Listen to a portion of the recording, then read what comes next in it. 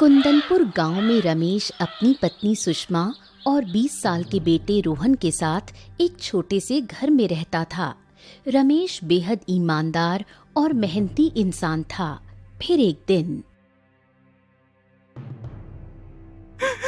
माँ माँ तुम कहाँ चली गई हो मुझे छोड़कर? माँ आ जाओ ना माँ। हे भगवान मेरी माँ की रक्षा करना।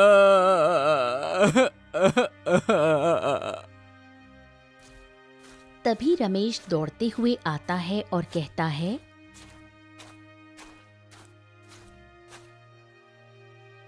अरे अरे क्या हो गया रोहन बेटा? तुम रो क्यों रहे हो? पिताजी माँ को मैं सुबह से ढूंढ रहा हूँ पर माँ मुझे कहीं नहीं मिल रही। माँ सुबह पानी लेने के लिए गई थी, तब से मैं उन्हें ढूंढ रहा हूँ पर वो कहीं नहीं मिल रही। पता नहीं कहाँ चली गई मेरी माँ। बस बस बस मेरे बच्चे, बस बस बस तुम चिंता मत करो बेटा। मैं तुम्हारी माँ को ढूंढ कर लाता हूँ, है ना? तुम यहीं बैठकर मेरा इंतजार करना। चुप हो जाओ बेटा, चुप हो जाओ। मैं आता हूँ। पर पिताजी आप अकेले हैं, मैं भी आपके साथ चलता हूँ। नहीं बेटा, अगर तुम्हारी माँ घर पर आई तो कम से कम तुम यहाँ पर रहोगे ना। और देखो शायद तुम्हारी माँ आ जाए, है ना? चलो चलो मैं आता हूँ। इतना कहकर रमेश ढूंढने के लिए निकल पड़ता है और 2 दिन बीत जाते हैं पर रमेश भी वापस नहीं आता। तब रोहन परेशान हो जाता है।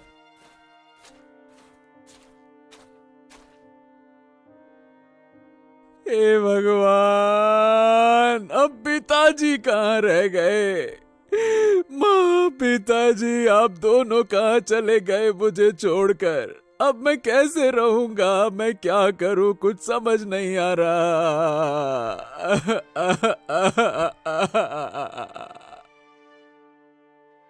रोहन फूट फूट कर रोने लगता है। तभी रोहन का चाचा वहां आता है।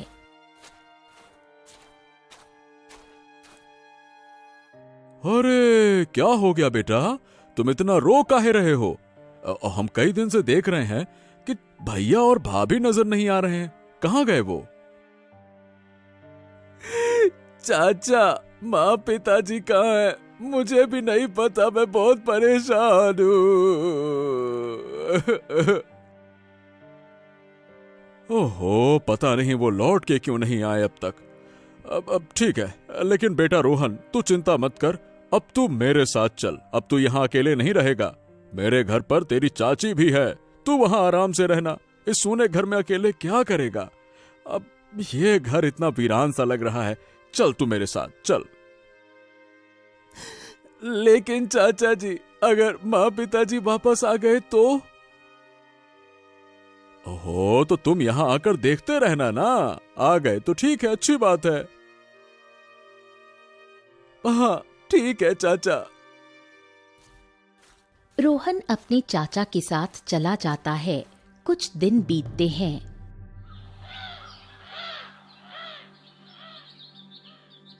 बेटा तू चिंता मत कर, कभी ना कभी वो जरूर मिलेंगे। तू मजबूत बन, उन्हें ढूंढने की उम्मीद मत छोड़ना। बता बेटा कुछ खाना है क्या? तू बहुत कमजोर दिख रहा है, कुछ खा ले। नहीं चाची मेरा मन नहीं है, मुझे कुछ नहीं खाना। मैं थोड़ी देर बाहर टहलने जा रहा हूँ, शायद थोड़ी हवा लगे तो मन हल्का हो जाए। ठीक है बेटा, लेकिन ज्यादा दूर मत जाना और शाम होने से पहले वापस जरूर लौट आना। रोहन बाहर निकल जाता है।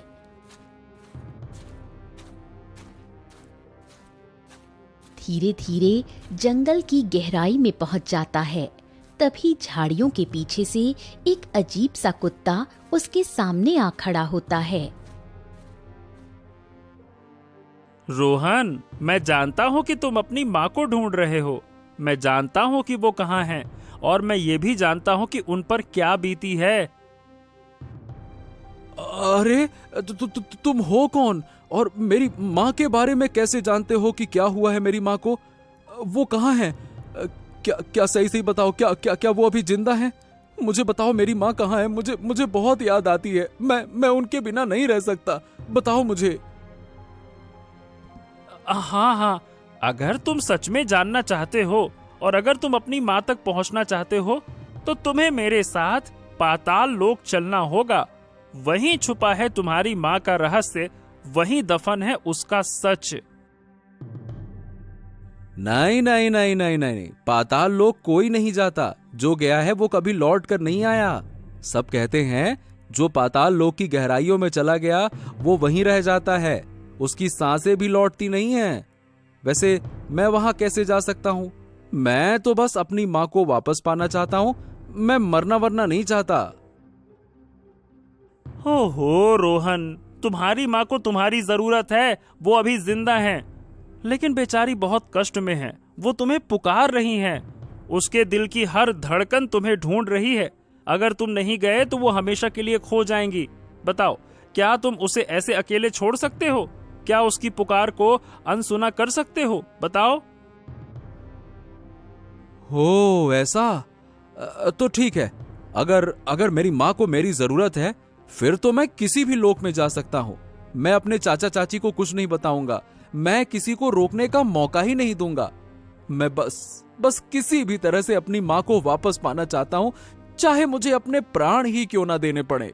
चलो मैं तैयार हूँ। तो ठीक है, कल यहाँ आना इसी जगह पर, ठीक है? हाँ ठीक है।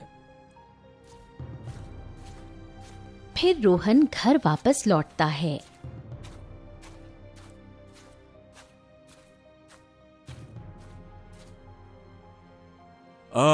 बेटा रोहन आ गए। अरे भाई कहाँ थे? बहुत टाइम लग गया।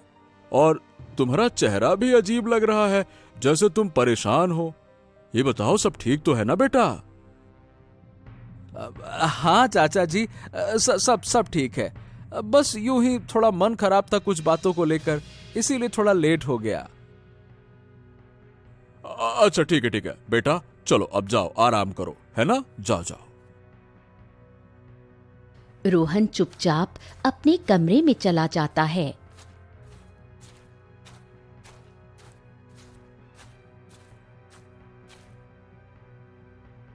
सुनिए जी, आपने देखा ना रोहन को? अभी आया है, पर उसकी आंखों में जो डर और बेचैनी है वो साफ झलक रही है, जैसे वो किसी भारी बात को दिल में छुपा रहा है। अरे भाग्यवान, तू भी ना हर बात में शक करती है। अरे भाई बच्चा है, अकेला रह गया है, माँ बाप नहीं रहे तो थोड़ा परेशान तो रहेगा ही ना। एकदम से कैसे हंसता खेलता हो जाएगा? गजब बात करती हो। नहीं जी, आज मेरी ममता मुझे धोखा नहीं दे रही है। ये लड़का कोई बात हमसे छुपा रहा है। मुझे लगता है कि उसे हमारी सच्चाई के बारे में कुछ भनक लग गई है। ओहो, चल ठीक है, अब तू कह रही है तो बात में तो दम होगा। अब ये बता क्या करें फिर? एक काम करो, कल सुबह जब ये निकले तो इसके पीछे जाना और ध्यान से देखना कि ये दिन भर कहाँ जाता है, क्या करता है, किससे मिलता है। ये बहुत जरूरी है, नहीं तो एक दिन ऐसा आएगा कि हम अपने किए पर पछताएंगे। ठीक है, मैं देखूंगा, कल इसका पीछा करूंगा।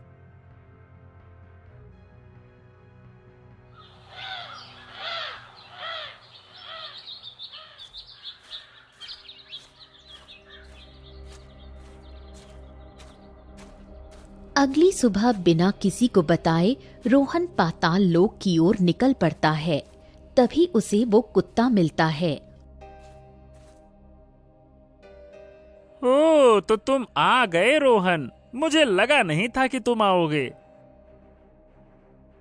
मैं अपने माता पिताजी से मिलने के लिए पाताल लोक क्या स्वर्ग लोक भी जाना हो तो मैं जाऊंगा। वाह, बहुत अच्छे रोहन। अच्छा, पाताल लोक जाने से पहले तुम्हें एक प्रश्न का उत्तर देना होगा, तभी पाताल लोक का द्वार खुलेगा। हाँ ठीक है, पूछो। मैं हर उस सवाल का जवाब दूंगा जो मुझे मेरे पिताजी तक पहुंचा दे। पूछो। ठीक है, तो बताओ, अगर तुम्हें अपने सामने दो रास्ते दिखें, एक ऐसा जो तुम्हें आराम और खुशी देगा लेकिन तुम्हारे माँ पिताजी हमेशा के लिए खो जाएंगे, और दूसरा रास्ता ऐसा जो कांटों से भरा है, दुख तकलीफ और दर्द से गुजरेगा, लेकिन उसमें तुम्हारे माँ पिताजी तुम्हारे सामने होंगे, तो बताओ तुम कौन सा रास्ता चुनोगे? अगर वो रास्ता कांटों से भरा है, अगर उसमें मेरी हर एक सांस जलती हुई लगेगी, अगर हर कदम मेरे पैरों को लहूलुहान कर देगा, फिर भी अगर उस रास्ते के आखिरी छोर पर मेरी मां मेरा हाथ थामे खड़ी होंगी और पिताजी की आवाज मुझे पुकारेगी, तो मैं बिना एक पल गवाए उसी रास्ते पर चलूंगा, क्योंकि बिना उनके मैं अधूरा हूं और अधूरे जीवन से बड़ा कोई कांटा नहीं होता। कुत्ता मुस्कुराता है और तभी धरती की जमीन पर एक चमकती हुई रेखा रोहन के सामने बनती है और गहराई में उतरती है।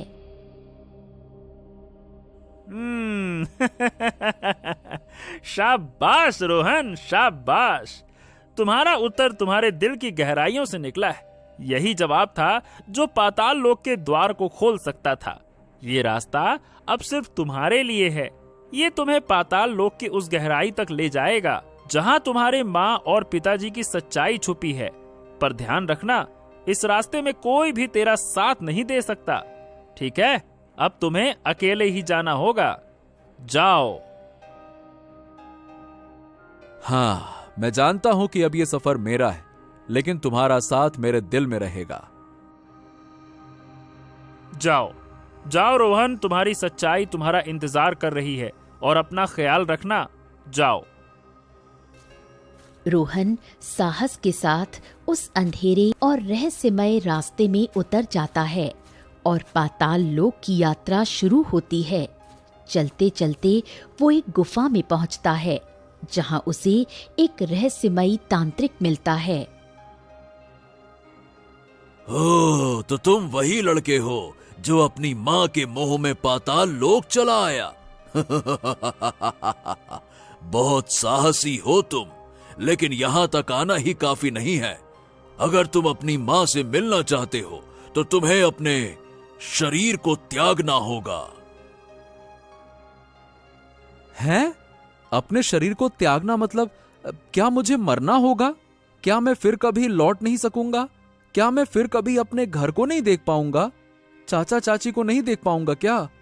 हाँ, लेकिन अगर यही रास्ता है मां से मिलने का तो ठीक है, मैं तैयार हूं, क्योंकि मेरे लिए इस जीवन का कोई अर्थ नहीं अगर उसमें मेरी मां नहीं है।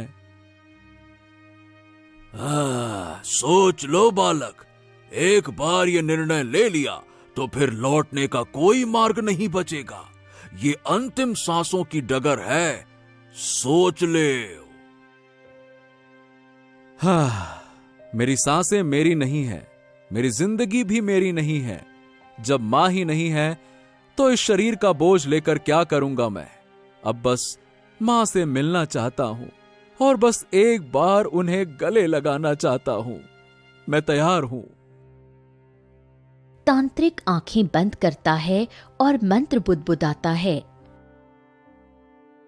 ओम नमः कालाय शक्तये नमः।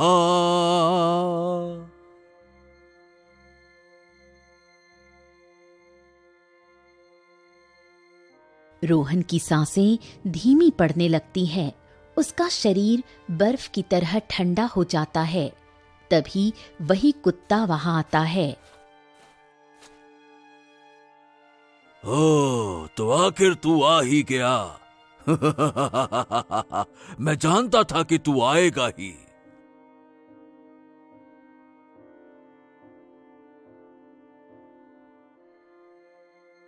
हैं तुम? अरे तुम तो जिन बन गए। अरे ये क्या हो रहा है? मेरी तो कुछ समझ में नहीं आ रहा।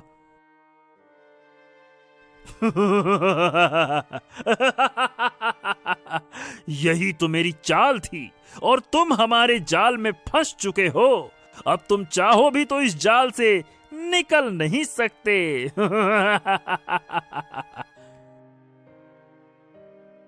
नहीं नहीं नहीं नहीं नहीं नहीं, ये सच नहीं हो सकता। तुम तो मेरी मदद कर रहे थे। तुमने ही तो कहा था कि मेरे माँ पिताजी को ढूंढोगे। तुम्हारे माँ बाप ही तो मेरे रास्ते का सबसे बड़ा रोड़ा थे। मैं उन्हें मारना चाहता था 10 साल पहले ही, लेकिन वो बच गए। और उस दिन मैं जिस शक्ति को हासिल करना चाहता था, वो शक्ति आज तुम्हारे अंदर है। और ये कुत्ता, ये मेरा वफादार जिन है। लेकिन मैंने तुम्हारा क्या बिगाड़ा है?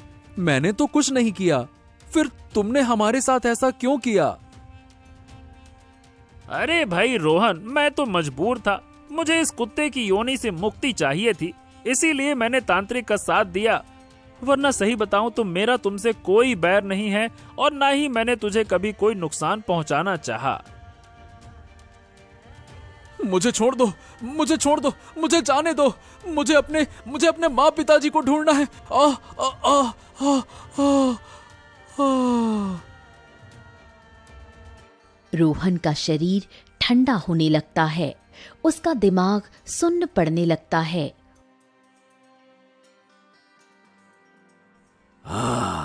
अब समय आ गया है कि तुम अपनी बलि दो और मुक्त हो जाओ। अब बस बहुत हो गया, अपना वादा पूरा चाहिए। मैंने तुम्हारी मदद की थी, अब तुम मुझे इस कुत्ते के शरीर से मुक्त करो। मैंने तुमसे झूठ बोला था। मैं तुम्हें कभी मुक्त नहीं करूंगा, क्योंकि अगर मैं अपनी शक्ति तुम पर खर्च कर दूंगा तो मैं शक्तिशाली नहीं बन पाऊंगा। तुम अब हमेशा कुत्ते की योनि में रहोगे। अरे तुमने मुझे धोखा दिया, तुम मेरे साथ छल कर रहे हो। ये गलत है, तुम्हें इसकी भारी कीमत चुकानी पड़ेगी। चला जा यहां से, वरना तेरी भी बलि चढ़ा दूंगा। बड़ा आया मेरी कीमत चुकाने वाला। जा यहां से।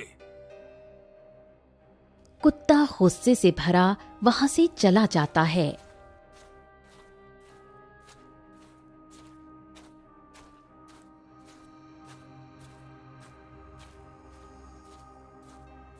तांत्रिक, ये तो तुम्हें बहुत महंगा पड़ेगा। मैं तुम्हारे इस धोखे का बदला जरूर लूंगा। हाँ,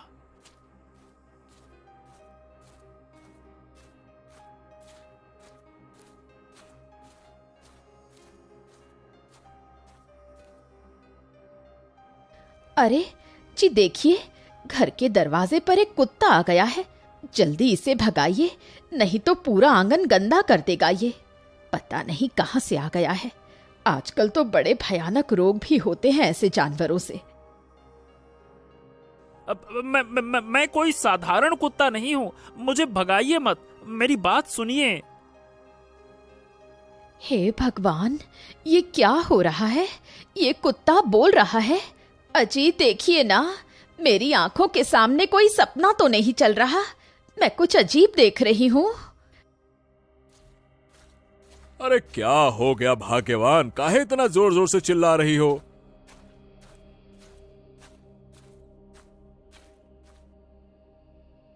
जी यहाँ कोई कुत्ता बोल रहा है।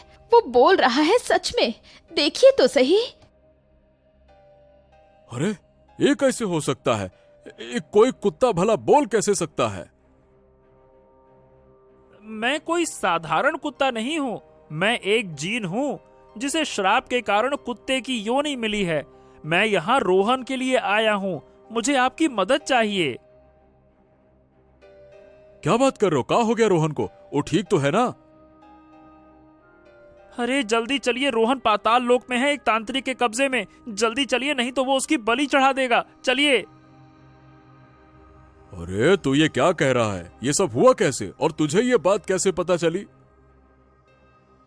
देखिए, मुझे माफ कर दीजिए। मैं पहले तांत्रिक के बहकावे में आ गया था और उसने वादा किया था कि वो मुझे इस श्राप से आजाद कर देगा, पर उसने धोखा दिया और मुझे भगाकर छोड़ दिया। अब मैं सब कुछ सही करना चाहता हूँ। चलिए जल्दी से। ठीक है ठीक है, मुझे बताने के लिए धन्यवाद। अब मुझे वहां ले चलो। चलो। हाँ हाँ, आइए मेरे पीछे चलिए।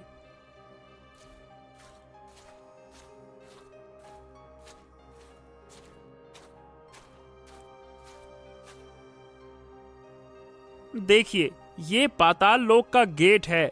ये सिर्फ जिन के लिए खुलता है, लेकिन अगर कोई इंसान इसमें प्रवेश करना चाहता है तो उसे एक पहेली का उत्तर देना होगा। अब हाँ हाँ ठीक है, मैं उत्तर दूंगा। बोलो क्या पहेली है।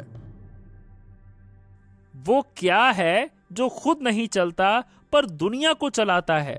न उसका आकार है न उसका रंग, फिर भी सब उसे पहचानते हैं। बताओ वो क्या है? हाँ, वो है वक्त। गेट तेज रोशनी के साथ खुल जाता है और चाचा अंदर पाताल लोक में प्रवेश करता है तो देखता है रोहन बेहोश पड़ा है। अरे रोहन, ये क्या हो रहा है बेटा? अब तुमने ये क्या किया? अपने प्राणों की आहुति देने क्यों चले आए? अरे क्या तुम पागल वागल हो गए हो क्या? क्या तुम्हें जरा भी अपनी जान की कीमत का अंदाजा नहीं है क्या? हैं? चाचा, जब से माँ गई है, जब से पिताजी मुझे छोड़कर कहीं खो गए हैं, मैं हर रात बस यही सोचता रहता हूँ कि क्या मैं कभी उन्हें फिर से देख पाऊंगा, क्या कभी फिर से उनकी गोद में सर रखकर सो पाऊंगा, रो पाऊंगा। मैंने ये सब सोचकर ही ये कदम उठाया था चाचा, लेकिन इस तांत्रिक और उसकी ये मायावी कुत्ते ने मिलकर मुझे धोखा दिया है। हाँ रोहन बेटा, अगर अब भी तुम में थोड़ा सा भी धैर्य और थोड़ी सी भी साहस है तो मेरी बात सुनो। और अब मैं तुम्हें वो बताने जा रहा हूं जो शायद तुम्हारी आत्मा को झकझोर देगा, पर यही सच्चाई है बेटा। तुम्हारी माँ और पिताजी को मैंने मारा है। हाँ बेटा, मैंने अपने इन्हीं हाथों से उन्हें खत्म कर दिया। क्या कहा चाचा? नहीं नहीं नहीं नहीं, ये नहीं हो सकता। भला आप मेरे माँ पिताजी को क्यों मारेंगे? आप तो उनके भाई थे ना। फिर भला कोई अपने भाई और भाभी को इस तरह से कैसे मार सकता है? चाचा, आप इतने बेरहम कब से हो गए हो? हाँ बेटा, तुम्हारी माँ कोई साधारण औरत नहीं थी। वो एक दिव्य शक्ति की अधिष्ठात्री थी। वो रोशनी थी अंधेरे के बीच की। वो अच्छाई थी बुराई से लड़ने वाली। और तुम्हारे पिताजी भी उसी मार्ग पर चलने वाले एक सत्य वीर थे। और इस तांत्रिक ने वर्षों पहले तुम्हारी माँ की शक्तियों को कैद करने की चेष्टा की थी। और जब वो असफल हुआ तो उसने मुझ पर ऐसा तंत्र किया कि मेरे हाथ उनके खिलाफ उठे। पर तुम्हारी माँ और पिताजी को जब यह ज्ञात हुआ तो उन्होंने खुद अपने प्राण न्यौछावर कर दिए ताकि इस दुनिया से अच्छाई की रेखा समाप्त ना हो। उन्होंने खुद कहा था कि मैं अगर उनके हाथों मरूं तो वो शक्ति अगली पीढ़ी यानी तुम में प्रवाहित हो जाएगी। और अब यही तांत्रिक तुमसे वो शक्ति छीनना चाहता है। वो तुम्हारे रक्त की आहुति लेकर इस संसार से रोशनी मिटाना चाहता है बेटा। चाचा, अब तो सब खत्म हो गया। मैं तो मरने ही वाला हूं। अब कौन बचाएगा इस दुनिया को? हाँ, अब तो कोई आस भी नहीं बची। अब तो अच्छाई की हार निश्चित है। नहीं नहीं नहीं नहीं नहीं, बिल्कुल नहीं बेटा, अभी सब खत्म नहीं हुआ। देखो, ये सफेद हीरा लो, इसे अपनी आंखों के सामने रखो। ये तुम्हारी मां की दृष्टि का प्रतीक है। ये पवित्र है, ये सच्चाई का तेज है। और तुम्हारी आंखों में जो विश्वास है वो इस तांत्रिक के अंधकार को भस्म कर सकता है। तुम ही वो अंतिम दीपक हो जो इस अंधेरे को समाप्त कर सकता है। अब देर मत करो, इस हीरे को उठा लो और देखो उसकी आंखों में। देखो।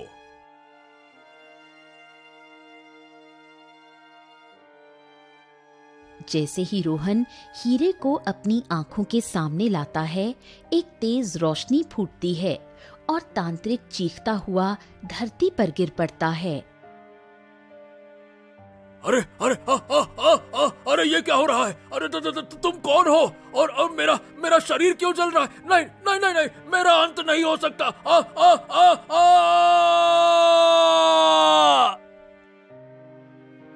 तुम्हारी वजह से मेरे भैया भाभी इस दुनिया में नहीं रहे। तुम्हें जीने का कोई हक नहीं। रोहन बेटा, इस पर अच्छे से नजर डालो और इसको जलाकर भस्म करो। फिर रोहन तांत्रिक को देखने लगता है जिस वजह से तांत्रिक वहीं जलकर तड़पकर मर जाता है। मुझे माफ कर दो रोहन, मेरी वजह से तुम्हारी जान खतरे में पड़ गई थी। कोई बात नहीं, और आज तुम्हारी वजह से मेरी जान भी तो बच गई। ठीक है, अब मेरा श्राप टूट चुका है, तो मैं अब अपने लोक वापस जा रहा हूँ और तुम्हें भी अपनी शक्तियों से पाताल लोक से बाहर निकाल देता हूँ। फिर जिन अपनी शक्तियों से रोहन और उसके चाचा को उसकी दुनिया में भेज देता है।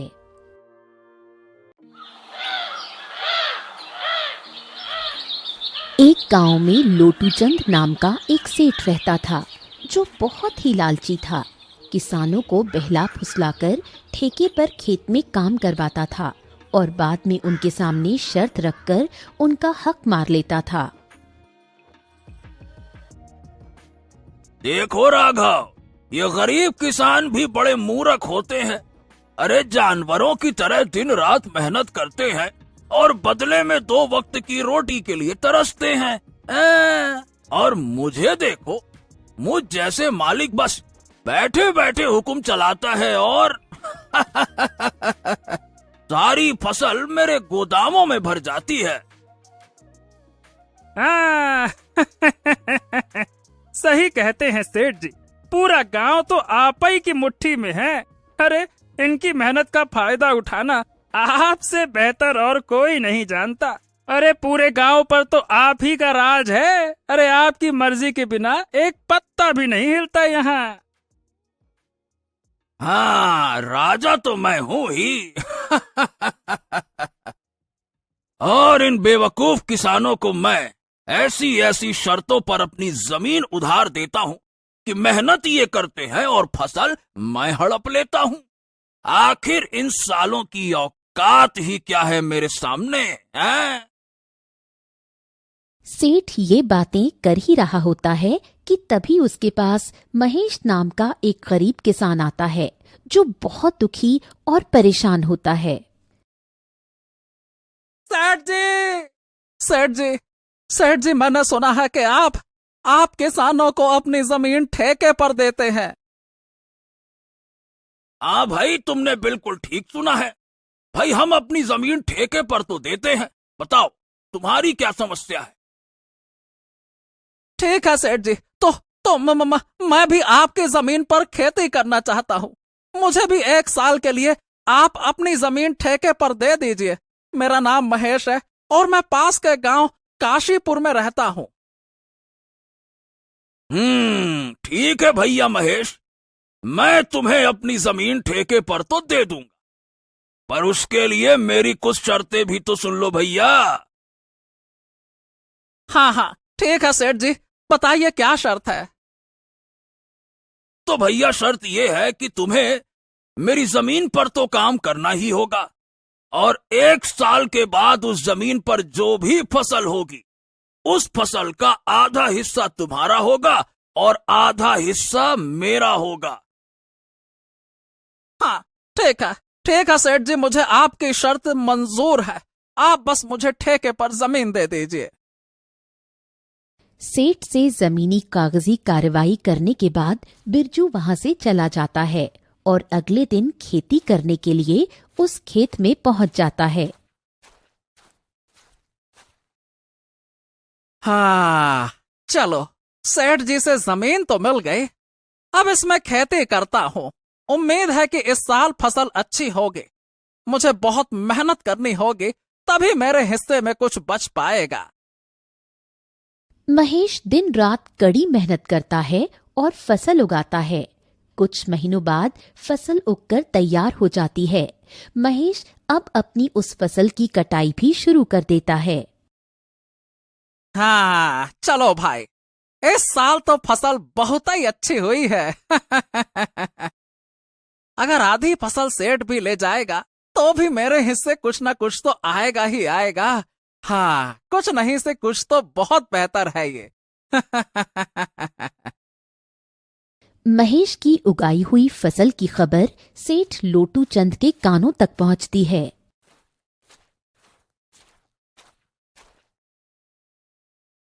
अरे सेठ जी, अरे सेठ जी, सुनते हो क्या?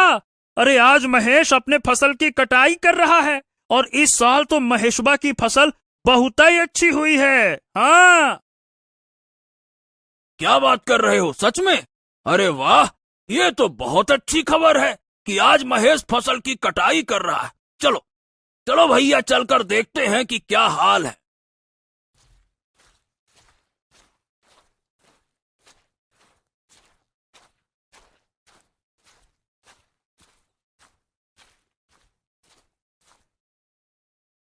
अरे महेश, ए भैया, फसल तैयार हो गई क्या? हाँ, इस बार तो तुम्हारी फसल वाकई बहुत अच्छी लग रही है। वाह वाह वाह, बहुत मेहनत किया है तुम।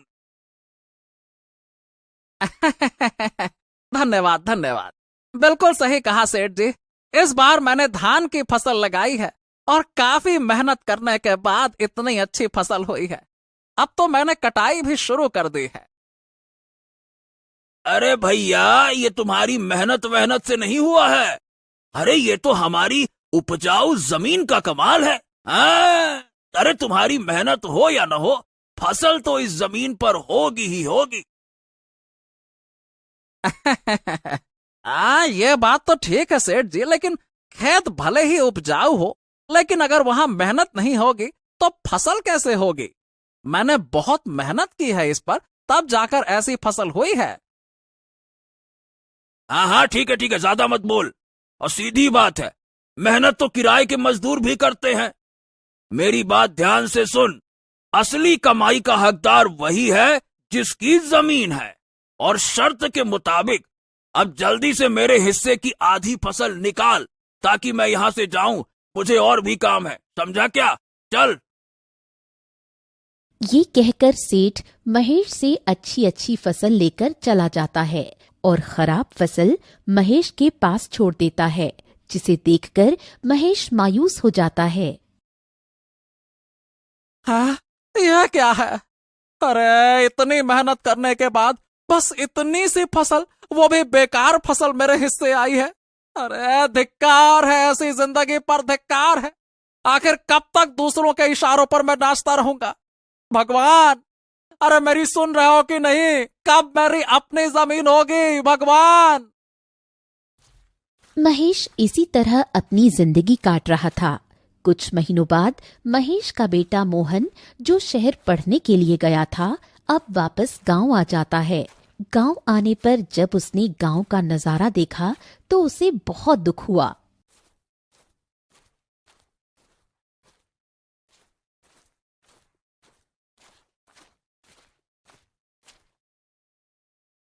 पिताजी, हमारे गांव का ये हाल क्यों है? सभी लोग दुखी और परेशान नजर आ रहे हैं। आखिर बात क्या है? बेटा, इस गांव में किसानों की यही किस्मत है।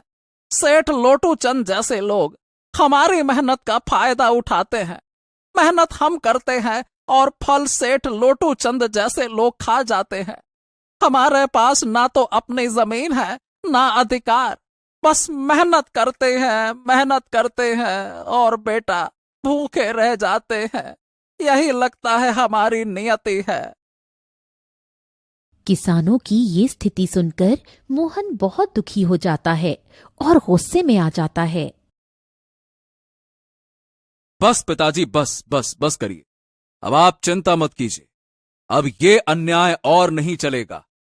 आज से मैं खेती करूंगा और उस लालची सेठ लोटू चंद को उसी की शर्तों में उसकी चालाकी का जवाब दूंगा।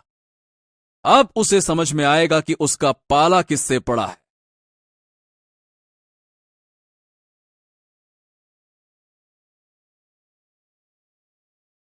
अगले ही दिन मोहन सेठ लोटू चंद के घर पहुंच जाता है।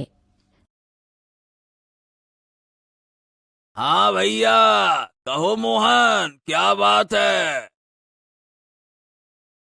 सेठ जी राम राम। पिताजी की जगह इस बार मैं खेती करूंगा। मुझे ठेके पर कुछ जमीन चाहिए। हैं? क्या बात है, क्या बात है? अब तुम खेती करोगे? वाह! अरे बेटा, जाओ जाओ जाओ, अभी तुम्हारे अंदर इतना दम नहीं है बेटा। कि तुम खेती कर पाओ। देखो ऐसा है बेटा कि पढ़े लिखे लड़के ना खेती के नाम पर गधेड़े साबित होते हैं, समझे क्या? अरे नहीं नहीं सेठ जी, आप ऐसा मत बोलिए। मैं पढ़ा लिखा हूं, लेकिन हूं तो किसान का बेटा ही ना। खेती किसानी मेरा धर्म है। हाँ, खेती किसानी मेरा धर्म है तो ठीक है, चल मान लेता हूं मैं भी कि खेती किसानी करेगा। वैसे भी आजकल काम ही क्या कर रहा है, सब पढ़ लिख कर ऐसे ही बेरोजगार तो घूम रहे हैं, तो खेती किसानी ही सही है ना। चलो भैया ठीक है, करो तुम खेती किसानी ही करो। आपका आपका बहुत बहुत धन्यवाद सेठ जी, जो आपने इतनी कृपा की। अरे बस बस, धन्यवाद बाद में दे देना, पहले भैया मेरी नियम और शर्तें तो सुन लो। हाँ हाँ बिल्कुल सेठ जी, बताइए क्या शर्त है आपकी। ये तो बच्चा है, इसे कुछ ऐसी शर्त बताता हूं जिससे कि इसकी सारी फसल मेरी हो जाएगी।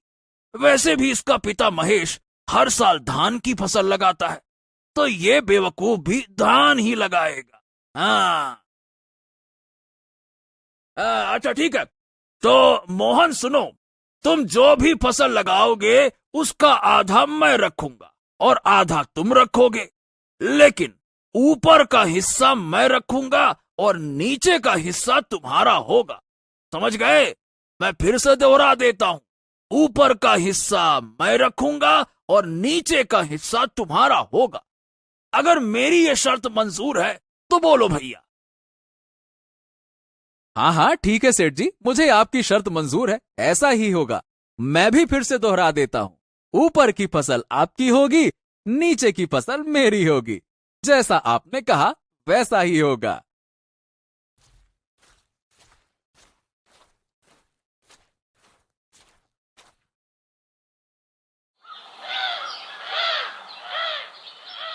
अगले दिन से मोहन खेतों पर काम करना शुरू कर देता है। मोहन ने इस बार धान के बदले आलू की फसल लगाई और कुछ महीने बाद फसल तैयार हो गई। आलू की फसल बहुत ही अच्छी हुई। अब मोहन खेत से आलू निकालने लग जाता है। फसल की खबर मिलते ही सेठ लोटू चंद मोहन के पास पहुंच जाता है। अरे भैया मोहन, तुम्हें शर्त याद है ना? आधा मेरा आधा तुम्हारा और ऊपर का मेरा नीचे का तुम्हारा, याद है ना? हाँ हाँ सेठ जी, मुझे सब कुछ याद है। आधा आपका और आधा मेरा। और आपने कहा था ना कि नीचे का हिस्सा मेरा होगा, ऊपर का हिस्सा आपका होगा, तो आप ऊपर का हिस्सा ले सकते हैं। अरे अरे अरे अरे सेठ जी, इसने तो चालाकी मार दी। ये धान की फसल नहीं, ये तो ससुरा आलू की फसल है। अरे ये क्या है? ए, इस बार तुमने आलू लगाया है? हाँ सेठ जी, पिताजी इतने सालों से धान की ही फसल लगा रहे थे, तो मैंने सोचा कि इस बार आलू की फसल लगा लेता हूं। अरे तो मैं क्या करूंगा इस घास फूस को लेकर, जबकि सारे के सारे आलू तो तुम ले रहे हो, ऊपर तो घास फूस ही है ना, हैं? अब देखिए सेठ जी, शर्त आपकी थी, आपने ही शर्त लगाई थी और आप ही अब शर्त को मानने के लिए तैयार नहीं है। मैं तो कुछ नहीं जानता, आप अपना ऊपर का हिस्सा ले जाइए बस।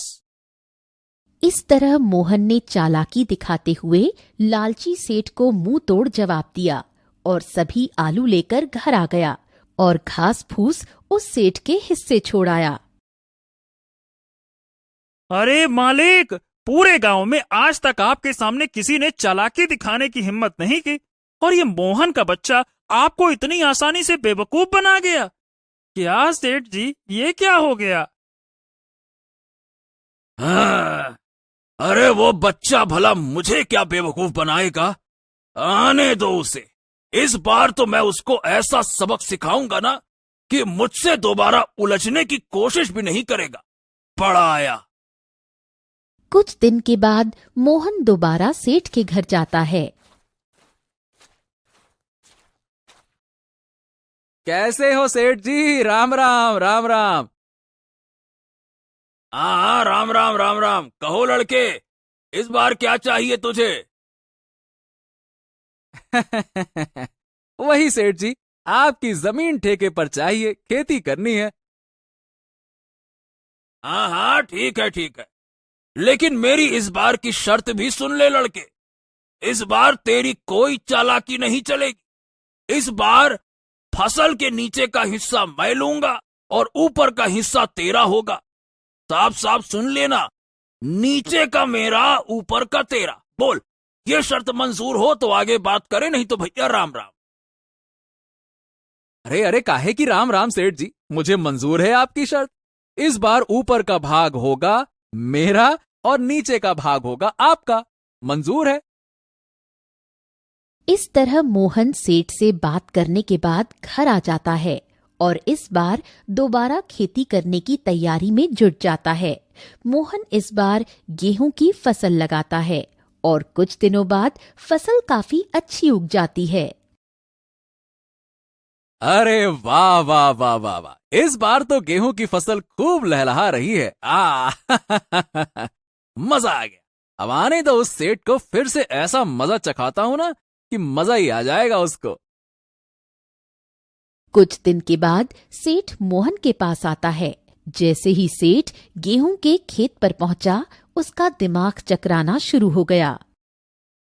अरे रे रे रे रे रे रे रे रे, ये क्या? इसने तो इस बार गेहूं की फसल लगा दी। अरे रे रे रे रे रे, जितना मैं सोच रहा था, ये लड़का तो उससे कहीं ज्यादा होशियार निकला।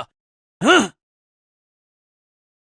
अरे राम राम, नमस्ते सेठ जी, नमस्ते नमस्ते। कैसे हैं आप? हाँ, देखिए सेठ जी, इस बार मैंने गेहूं की खेती की है और देखिए, आपकी शर्त के मुताबिक इस फसल के ऊपर का हिस्सा मेरा होगा और नीचे का हिस्सा आपका होगा, जैसा आपने कहा था। इस तरह मोहन ने अपनी होशियारी से सेठ लोटू चंद को दोबारा बेवकूफ बना दिया और सेठ एक बार फिर से धोखा खाकर आग बबूला हो गया। अरे मालिक, उस छोटे से बच्चे का दिमाग तो देखिए। आप जैसे इतने बड़े चालबाज को दो दो बार बेवकूफ बना गया। ये क्या हो रहा है मालिक? अरे मैं उसको बच्चा ही समझ रहा था और उस बच्चे ने तो मुझे बेवकूफ ही बना दिया। आने दो, इस बार फिर उसको बताता हूं कि सेठ लोटू चंद किसे कहते हैं। मोहन ने गेहूं की कटाई की और सारी फसल अपने घर ले आया और उस फसल का कुछ हिस्सा उसने गांव के जरूरतमंद लोगों में बांट दिया। मोहन और उसका पिता महेश दोनों ही बहुत खुश थे। कुछ दिनों बाद फिर से फसल उगाने का समय आया। हाँ, चलो आज उस सेठ के साथ दोबारा मुलाकात करता हूं और इस साल भी ठेके पर जमीन लेकर फसल उगाता हूं। देखता हूं इस बार शर्त में वो सेठ कौन सा खुरापाती दिमाग लगाता है। चलो। ये सोचकर मोहन उस सेठ के पास दोबारा पहुंच जाता है। अच्छा, तो तुम मुझसे मिलने के लिए फिर से आ गए। अब क्या खेल खेलना चाहते हो मेरे साथ? देखो बच्चे, ज्यादा होशियार बनने की कोशिश मत करना। मेरा भी नाम सेठ लोटू चंद है। ऐसा लोटा घुमाऊंगा ना कि तुम्हारी दुनिया घूम जाएगी। अरे मैं कहाँ होशियारी सेठ जी, आप कैसी बातें करते हैं। मैं तो एक किसान का पढ़ा लिखा बेरोजगार बेटा हूँ। होशियार तो आप लोग हैं जो गांव के गरीब किसानों की मजबूरी का फायदा उठा रहे हैं। ए, अपनी जबान को लगाम दे लड़के, कुछ भी मत बोल, समझा क्या? हाँ, जिस काम के लिए आया है वो बात कर। यहाँ ज्ञान बघारने की जरूरत नहीं है, समझा? बता क्या काम है? सेठ जी, चलिए काम की बात करते हैं। तो मुझे इस बार भी आपकी जमीन ठेके पर चाहिए। बताइए, इस बार आपकी क्या शर्त है? हाँ, तो अब आया ना मुद्दे की बात पे। तो शर्त तो है, और तू खुद को बड़ा होशियार समझता है ना बच्चे। चल, तो इस बार फसल के नीचे का और ऊपर का हिस्सा मेरा होगा और बीच का हिस्सा तेरा होगा। अब बोल, अगर ये शर्त मंजूर है तुझे तो हाँ बोल, नहीं तो रास्ता नाप। अरे अरे अरे, ऐसे कैसे रास्ता नापूं? मुझे बिल्कुल मंजूर है आपकी शर्त। जैसा आप कहें, मैं खेती करने के लिए तैयार हूं। ऊपर का नीचे का आपका, बीच का मेरा, मंजूर है। और अब राम राम सेठ जी, मुझे फसल उगाने की तैयारी करनी है, जाता हूं। राम राम। लालची सेठ की बातें मानकर मोहन घर चला आता है। वो फिर से फसल की तैयारी में लग जाता है और इस बार वो गन्ने की फसल लगाता है। हाँ, इस बार बेटा खेत में कौन से फसल लगाएगा? अरे इस बार तो सेठ ने बहुत ही खतरनाक शर्त लगाई है। पिताजी, वो सेठ लोटू चंद है, तो मैं भी पढ़ा लिखा होशियार हूं। इस बार मैंने गन्ने की खेती की और फसल बहुत जोरदार हुई है और इस बार आमदनी भी बहुत अच्छी होगी। अरे वाह वाह बेटा, ये तो तुमने बहुत तेज दिमाग लगाया। तुम ऐसे ही मेहनत करते रहो। बहुत अच्छे, बहुत अच्छे।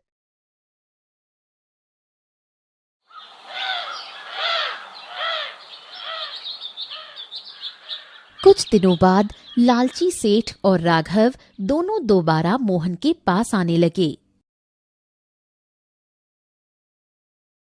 अरे सेठ जी, इस बार तो मोहन का दिमाग ही चकरा जाएगा।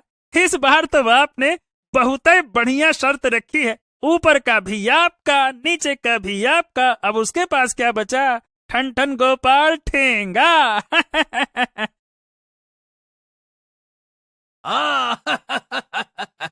बिल्कुल सही कहा राघव। इस बार मैंने अपने दिमाग का 200% उपयोग किया है। अरे ब्रह्मास्त्र छोड़ा है, सीधा ब्रह्मास्त्र। अब देखता हूं वो कैसे धराशायी नहीं होता है। इस बार वो मोहन का बच्चा समझ जाएगा कि उसका पाला किससे पड़ा है। चलो। इस तरह दोनों बातें करते हुए खेत के पास पहुंच जाते हैं और जैसे ही वो खेत पर पहुंचते हैं, अरे रे रे रे सेठ जी, ये मोहन तो आपका भी बाप निकला। देखो जरा, उसने इस बार कौन सी फसल लगाई है? ये क्या है? अरे रे रे रे, ये क्या? इसने तो गन्ने की फसल लगाई है। अरे ससुरा, अब बताओ भला, ऊपर का और नीचे का हिस्सा मेरा होगा और बीच का हिस्सा उसका होगा। अरे रे, मतलब इस बार भी मेरे हिस्से झाड़ फूस घास फूस यही आएगा। अरे इस बार भी मैं बेवकूफ बन गया। साला, मान गए इस किसान के बच्चे को, भाई मान गए।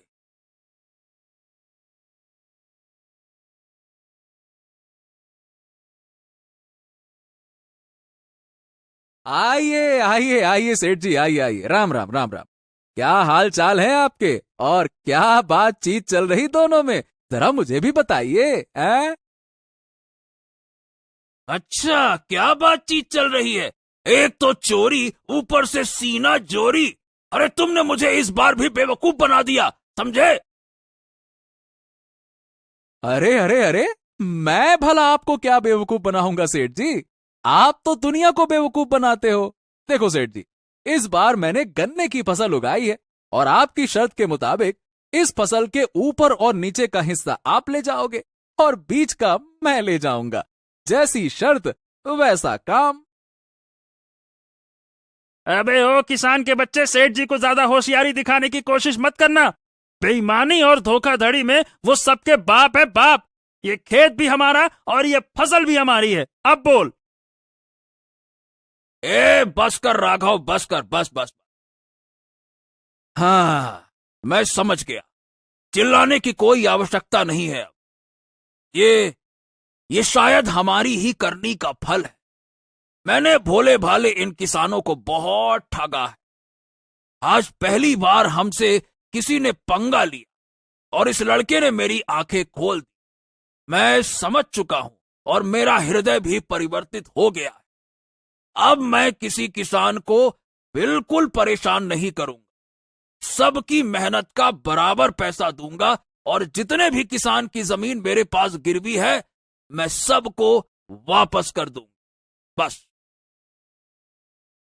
हाँ, ये हुई ना बात सेठ जी। ये तो आपने कही पते की बात। देखिए सेठ जी, एक किसान दिन रात मेहनत करता है अपने लिए और अपने परिवार के लिए, और किसके लिए करेगा ये सब कुछ? ना तो कभी वो अच्छे कपड़े पहन पाता है, ना ही कभी अच्छा खाना खा पाता है।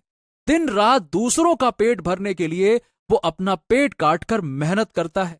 न गर्मी देखता है, न ठंडी देखता है, न बरसात, बस वो मेहनत करता है। इसीलिए इनको तरसाना ठीक नहीं है सेठ जी। इनका हक तो इनको मिलना ही चाहिए ना, है ना? इस तरह मोहन अपनी मेहनत और चतुराई से उस लालची सेठ को सही रास्ते पर ले आया और सेठ ने सभी किसानों की जमीन और पैसा उनको वापस कर दिया। उस दिन के बाद उस गांव के सभी किसान खुशी खुशी रहने लगे। दोस्तों, कहानी अच्छी लगी हो तो वीडियो को लाइक जरूर करें और ऐसी ही मजेदार कहानियों के लिए इस चैनल को सब्सक्राइब करना बिल्कुल न भूलें। तो मिलते हैं एक और अनोखी कहानी में। तब तक स्वस्थ रहें, मुस्कुराते रहें।